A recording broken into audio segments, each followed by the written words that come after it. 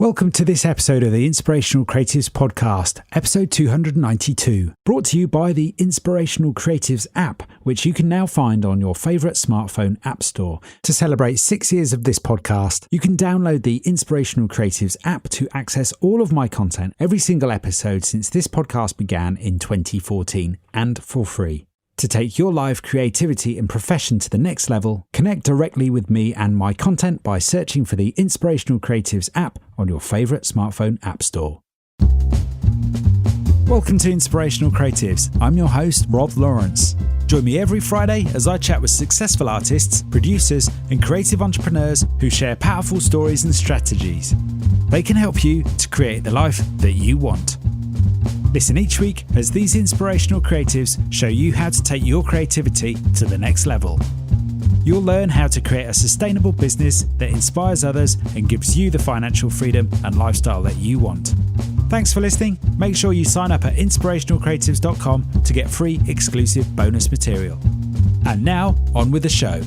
Rob here and welcome to this short action episode. In the next few minutes, I'm going to help you find a new way of tackling any big challenge or task you may have as a creative person, particularly if you are stuck on a task or project. This is a common problem for many creatives. It's not so much the getting started, it's the art of finishing a task or project.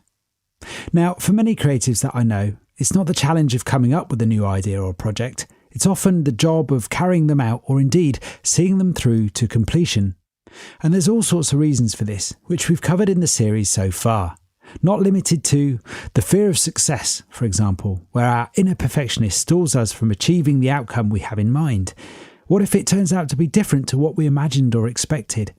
What will people think of us? What if the idea is wildly successful and then I'm overwhelmed with the responsibility of all the extra work I've created for myself? What if I fail? The fear of failure too can be a big obstacle for creatives trying to complete a task or project. Who am I to carry out or embark on such an ambitious project? Or maybe it's so small that we just keep getting stuck with other things. So in this episode, I'd like to invite you to some fresh thinking. Often the intuitive yet unsuccessful way to try and succeed with completing on a task or project, no matter how big or small, is to simply push on through. Often we try and find more willpower or energy just to plough on, but that strategy rarely works. And in this short action episode, I hope to reveal to you why. And I couldn't think of a better person's wisdom to share with you to getting unstuck and moving again than Sue Stockdale from episode 291. In my interview with Sue, who is an executive coach and Arctic explorer, I was eager to get to the essence of what drives her and motivates her to complete marathons, Arctic explorations, and, well, more or less anything that she sets her mind to. As you'll hear, it's not just willpower and focus which keeps Sue going, which is often what we think we need. It's something else. Sue seems to have this relentless commitment and persistence to seeing a project or task through, unlike many of those that I know. But you'll realise that this is actually an attribute for many successful people in the world that can achieve big things, just like Sue. So in episode 291, I asked Sue what it is that motivates her and keeps her going, and she kindly shared with us this. If you've ever done the, I think it's the Belbin team role analysis, there's a characteristic called completer finisher. And I'm a completer finisher. So I think it just is innately within me to, when I start something, I want to make sure it's finished. So I'm not quite sure where that originally came from, but I think there's something about a sense of satisfaction in achievement, and whether it's finishing a piece of homework as a young child, or completing a project as a business person. Getting to the North Pole on an expedition, the idea that you can actually get to the end and have a sense of accomplishment, then I suppose it shows me that, I'm worth something, I've achieved something, that I can make things happen. So it's a self-satisfaction, I think. Although Sue can't establish where her natural motivation comes from, she recognises that one of her natural strengths is being a completer finisher. Now, you may be thinking, well, that's great for Sue, and you might recognise, as I have, that that's not one of my strengths, which is why perhaps with many tasks and projects I sometimes struggle to follow through. But the trick here is not to focus on your weaknesses, if you're not a completer finisher, but to keep focused on your strengths. How so? But how does that help you complete the task or project you're stuck on right now, you may be asking? Well, let me roll the tape forward a little bit further. From episode 291 and my chat with Sue, where I asked Sue if becoming a completer finisher is something that can be taught. Her response might surprise you. Because I know there's a number of people that are great at starting projects, but they do struggle to complete them. Do you think that is something that can be taught, that quality that seems to be innate in you? In your experience as a coach working with others, is that something that you can use to lead by example with and help other people develop? Well, perhaps if I could just take the question and look at it in a slightly different way, Rob, thinking about if I'm a good completer finisher, what I'm not so great at is starting with a blank sheet of paper. Right. So that's where I find it difficult. What I've learned to do over the years, because I know that that's not my strength, is engage others in helping me to do that. So if I'm faced with a project where there is that write down your first idea, I normally then seek out somebody who I know is great at shaping conversations and being innovative at the outset. And then along with them, that blank sheet of paper suddenly gets filled with ideas. So what I've done is find a catalyst to help me overcome that weakness of mine. So thinking about your question about completer finisher is helping those that I work with is to think about who can support them to make that task happen. How else will they, and that can be sometimes just a case of a check sheet or a document that will help them to check in every day about what progress they've made. It could be a colleague, a peer that will help them. It could be me as their coach. So I think it is a recognition that we aren't all things to all people, and we do all have strengths in different ways. Acknowledge that, embrace it, and therefore look for people who can work with you to fill in those gaps where maybe they're not your areas of strength. And I think there's absolutely nothing wrong with that, because we can be, yes, successful on our own, but we can be far more successful when we work collaboratively with others. For me, I found Sue's answer very insightful.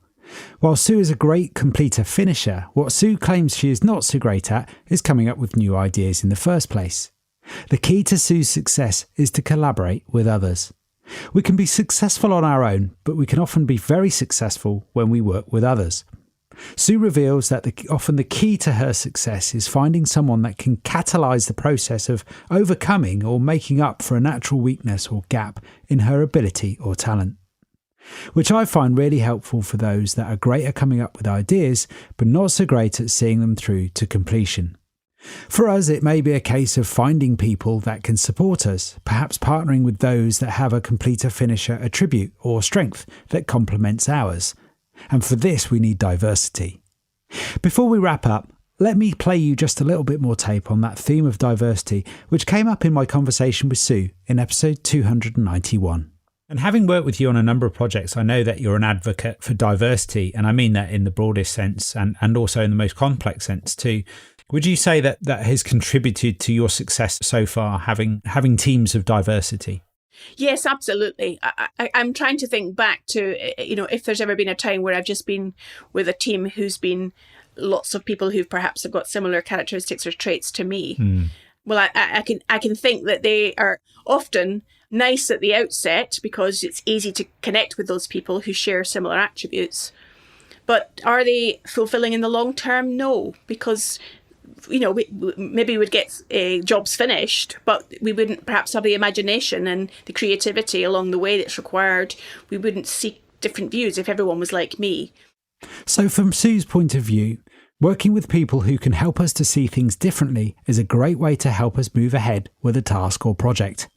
For you, that might be finding a key collaborator or partner, or maybe building a team of people, maybe a small team with different backgrounds and strengths, or maybe it's finding and working with a mentor or coach who can help you identify and work with your strengths so that you can focus on what you're best at, whilst finding others to help you fill in the gaps or weaknesses.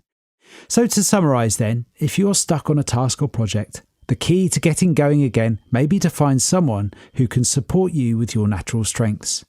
Maybe you need a completer finisher in your life, someone like Sue, or someone to help you build a strategy to figure out the vision and where it is you're going in the first place to make sure that you're not getting stuck with your big aims. I hope you found Sue's ideas and wisdom in this short action episode useful today.